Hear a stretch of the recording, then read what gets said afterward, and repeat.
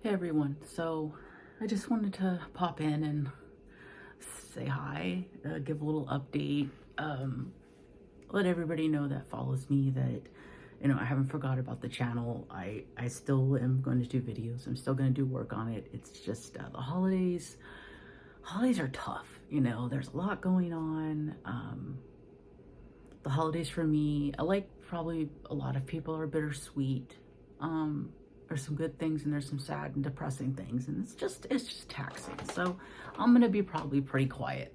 I've been quiet and I'll probably continue to be quiet through the holidays. But I wanted to jump in and do this and just say hi and let y'all know that it's kind of where I'm at right now. So I started working on my next video, which is going to focus on ADHD and how understanding ADHD and an ADHD diagnosis would greatly help with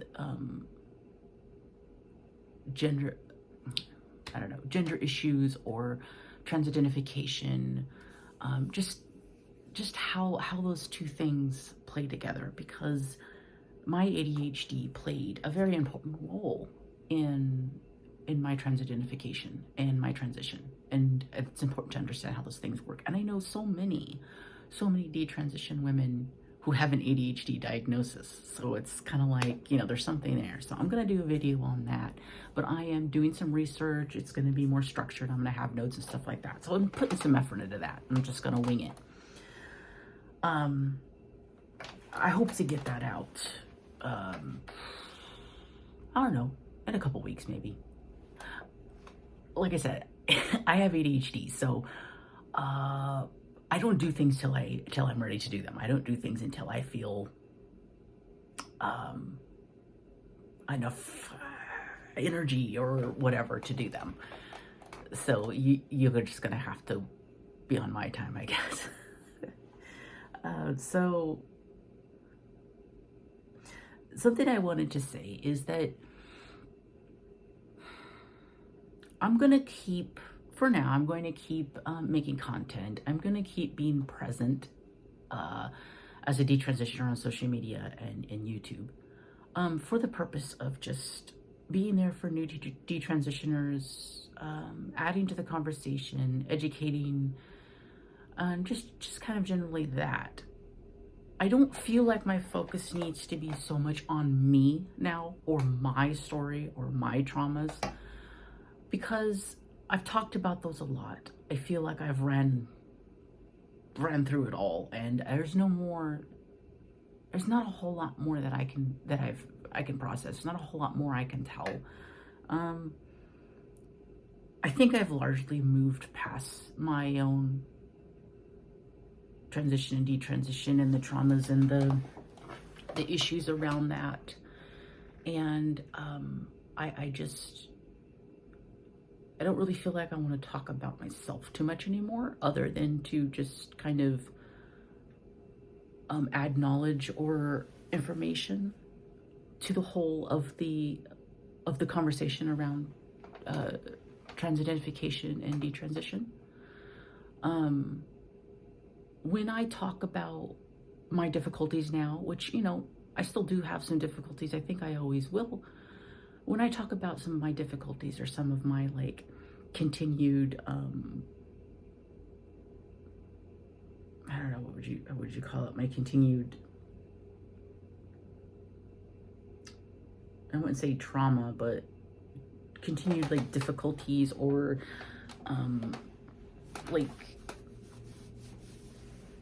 PTSD type things from transition. It's not so much, I'm not talking about it so much for sympathy or for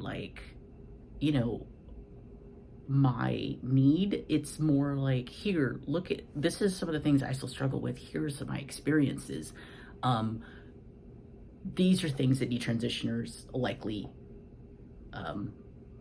will go through or do go through. It's kind of more of a broad, here's my experiences. I'm not unique. This is probably something other people go through too. but I'm willing to share them where maybe other detransitioners are not willing to share that information or can't share that information. Obviously, I'm not, I'm just me. I'm not gonna pretend that I speak for all detransitioners or anything. Everybody is different. But I think there's enough similarities that if I have an experience, the likelihood that someone else has the same experience is pretty high. It's just the way it's human nature.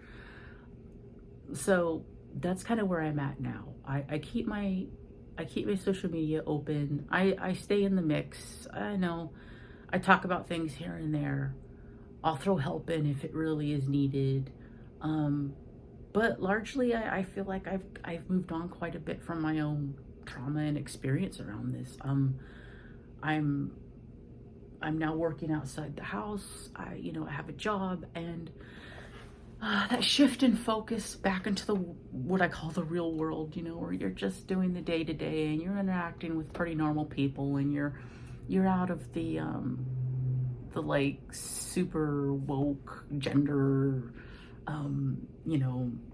soup, and you're out of, I guess, the real focus on the whole war with like trans identification and trans ideology and everything. When you're out of that, you do just kind of move on, right? And I think that's good. I mean, I think we do need to move on a little bit, and it's been good for me, and I'm enjoying my life right now. I like my job. I like the people I work with. It's pretty laid back. It's pretty non-woke, and I appreciate that. So yeah, I just have kind of largely moved on, but I still do these. I'll still do these videos, and I'll still do activism on a certain level, because I've always been the type of woman who likes to help better the world a little bit. And I think that, my continued work in here does better. I mean, it does something, I hope. Also, I do want to kind of remain some kind of a presence for butch lesbian representation, and specifically detrans butches, because we have a little bit different. We have a different road here. We have a different road out. We just have a different. It's got our own set of things going on. So I don't see. I could totally be wrong, but like as far as I know, I don't know of a whole lot of detransition butches that are super active in talking about detransition and transition from like a butch lesbian perspective. So, I think that's important that I continue to have my face out there as like, that representation. Because when I first started activism, when I first started speaking out, and I first wrote my story like almost 3 years ago, for Fourth Wave now, my driving force was to help other transition and detransition women, and specifically to help other butch lesbians that went down this road, because I saw so many of us go down this road, and I can empathize so much, obviously. And so like that was my main kind of driving force for being vocal, was that I wanted butch lesbians to know that there was a way back, there was a way out, and that we didn't need to alter ourselves. We didn't need to hurt ourselves. We didn't need to hide ourselves. We are awesome, and beautiful, and great exactly how we are. And although we may get a whole bunch of shit from a lot of different places in the world, there is a community that loves us. There are women that love us. And it's super important that we focus on that, and we try to build ourselves around and in community and friends and family that support us for who we are. So that's kind of why I'm still here, and I'll continue to be here for now, at least.